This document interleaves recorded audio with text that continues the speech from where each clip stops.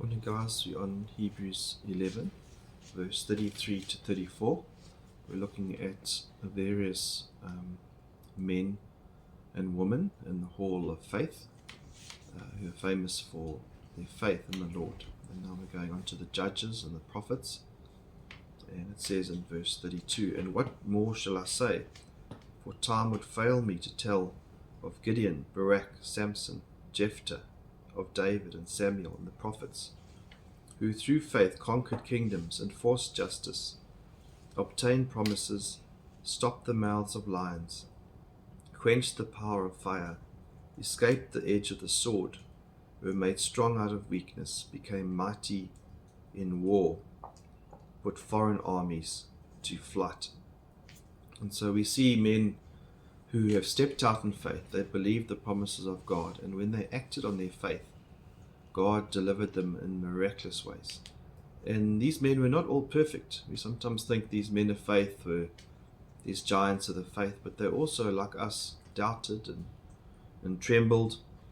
And if you look at the first one, Gideon, he doubted the Lord, and he had put out a fleece and asked the Lord to make it wet, and then he had asked the Lord to make it dry, and he kept on checking, Lord, are you with me? He didn't just step out the boat like Peter and believe straight away. There were doubts. There's Barak.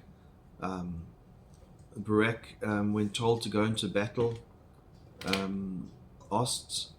he was scared. He asked Deborah, the prophetess, who was sent him, said, I'll only go if you go. And she says, well, then the battle's going to become a battle that's won by a woman. And so this king gets nailed through his head by a woman. And so we see these different men who aren't perfect, but yet they went, they obeyed, they doubted, but God delivered them in battle. God gave them victory. And so, we too, even though we have doubts, we need to step out in faith and believe what God has said. And the results are amazing, as it says here. Conquered kingdoms, stopped the mouths of lions. That's obviously David. Amazing faith of David.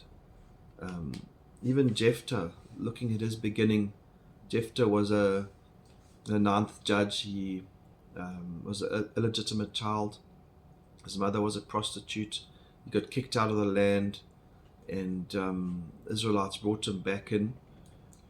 So humble beginnings. He was a nobody, and yet God used him. Just like we had Rahab earlier, we spoke about Rahab the prostitute delivering Israel. And so we have many examples of men who had humble beginnings, and yet they believed God, they trusted God, and their faith gave them the victory, and they had amazing victories through just believing in God's promises and then walking out that belief. It wasn't just a mental consent, but they acted on what God had said. And so they became mighty in war, it says, and put foreign armies to flight. And God used these men, like Gideon, only 300 against thousands of Midianites. And in many cases, these men knew that in their own strength they could never do it on their own. They had to have God with them, otherwise that battle was lost.